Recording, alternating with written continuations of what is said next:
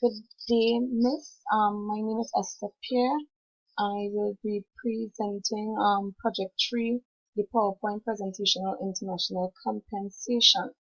And I will be answering the questions that are attached to these assignments. Right? So the first question deals with the main objectives for multinational firms with regard to its compensation policies. So when it comes to the compensation policies of multinationals, the policy should be consistent with the overall strategy, structure, and business needs of the multinational. The policy must work to attract and retain staff in the areas where the multinational has the greatest needs and opportunity.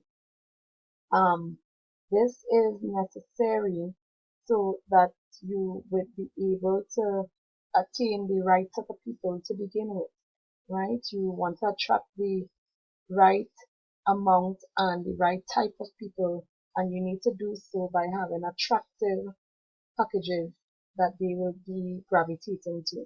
The policy should also facilitate the transfer of international employees in the most cost-effective manner for the firm, because while you want to get the best employees, you also want to be able to not have it at a cost to the company where the company is losing. So the company should be able to get the best, but while not losing at the same time. And the policy must give due consideration to equity and ease of administration. Right? So the second question is describe the main differences in the going rate and the balance sheet approaches to international compensation. Right? So on my slide, you have the going rate approach in international compensation. The going rate approach is based on local market, expatriate-based salaries linked to that of the host country. It can lead to variations between assignments for the same employee, and it relies on survey comparisons among local nationals, expatriates of same nationality, expatriates of all nationalities. The compensation based on the selected survey comparison. And the next slide, I will have the advantages and disadvantages of the going rate approach. And then the balance sheet approach, you have the basic advantage of the balance sheet approach is the maintenance of the home country living standards plus a financial inducement. So additionally, the balance sheet approach is the most widely used approach by organizations, and the main idea is to maintain the expatriate standards of living throughout the assignment at the same level as it was in his or her home country. So in other words, it is about ensuring the same purchasing power, which helps to maintain the home country's lifestyle. Another important notion is that the balance sheet approach implies matching the expatriate salary with home country peers, not with host country colleagues, right? While the going rate approach, at the core of this approach lies the linking and expatriate compensation to salary structure of the host country, taking into account local market rates and compensation levels of all local employees. The going rate method aims to treat the expatriate employee as a citizen of the host country, encouraging a when in Rome, do as the Romans do mentality, right? Apart from the stated differences in the two approaches and the related benefits and drawbacks, the going rate approach seems to be more cost-effective than the balance sheet approach. In other words, going local may reduce the host country market adjustment, which may be especially tempting to Western multinationals sending people to countries with lower salary levels. Right? And then I would have the advantages of the balance sheet approach, which says equity. It will facilitate the re-entry and easy to communicate to individuals, while the disadvantages can result in great disparities. It can be complex to administer and may entail difficulty to attract human capital. The third question speaks to the differences in salary compensations for PCNs and TCNs. So firstly, one of the differences in salary compensations would be the taxation laws and other practices that you need to consider from country to country, as this will vary, right? Thus, the compensation, for PCNs and TCNs will differ based on such approach, right? The TCNs have more international experience as they often move from country to country in the employ of one multinational headquartered in country other than their own, and that will also make the difference from what the TCNs would get versus PCNs. And then paying TCNs according to their home country based salary is most often cheaper than paying all expatriates on a PCN scale. As such, justifying these differences can be difficult because you have the PCNs and the TCNs, and it will also be based on which approach you use as well. Because depending on the approaches, you would know what the company will use, if the company uses either the going rate approach or the balance sheet approach, that will also make a difference in the compensation differences for PCN and TCN. Right?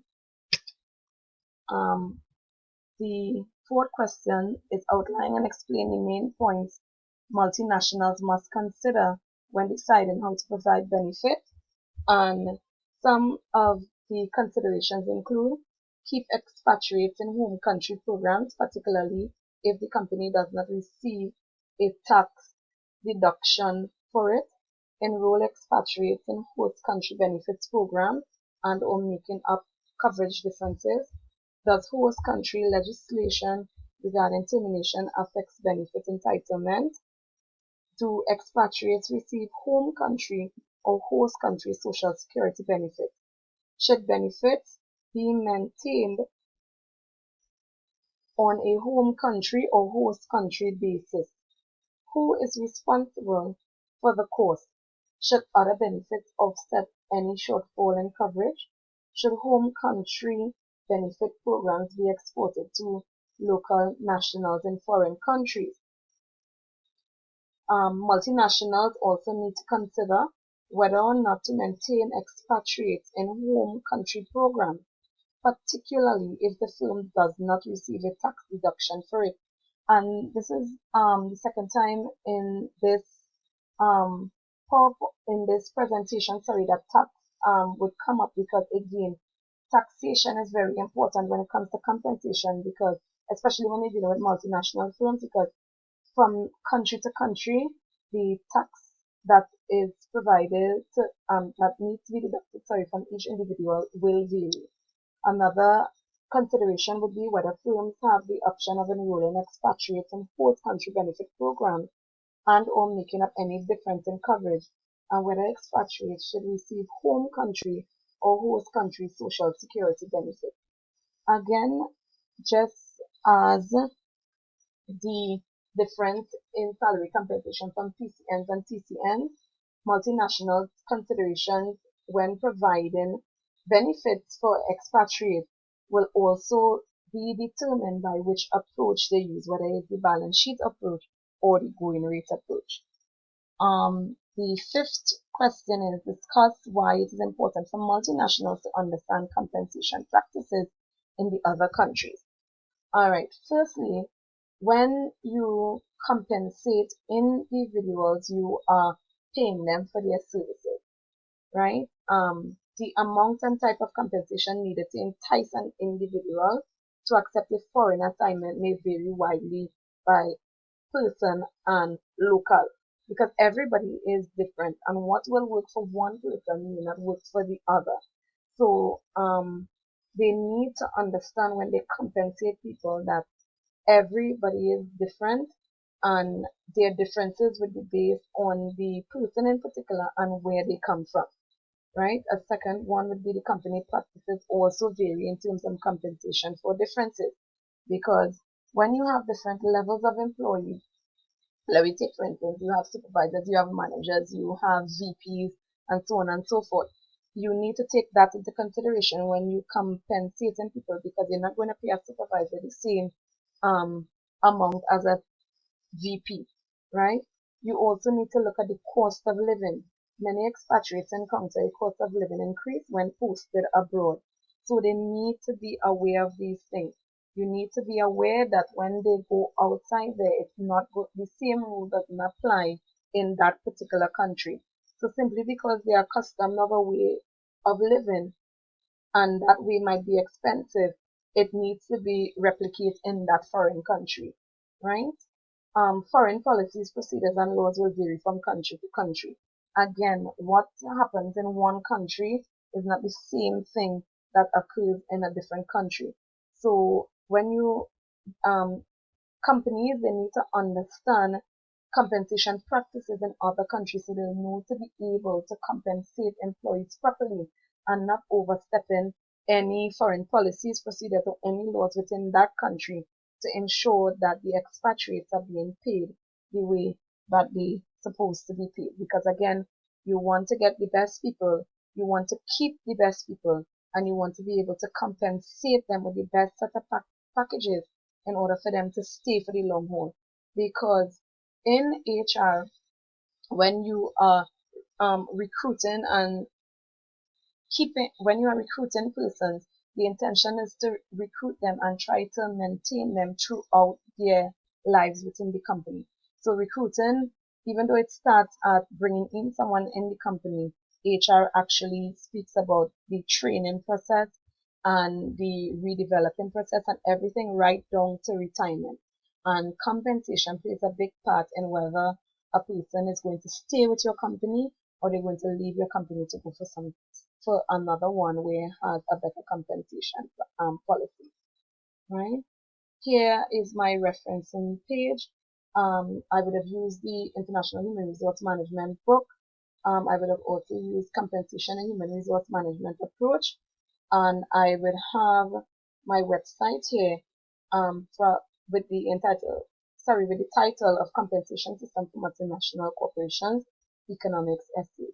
And the website is here where I retrieved it from, right? So I hope that this meets your requirements, and I thank you for listening, and I look forward to the next assignment. Thank you again, and bye.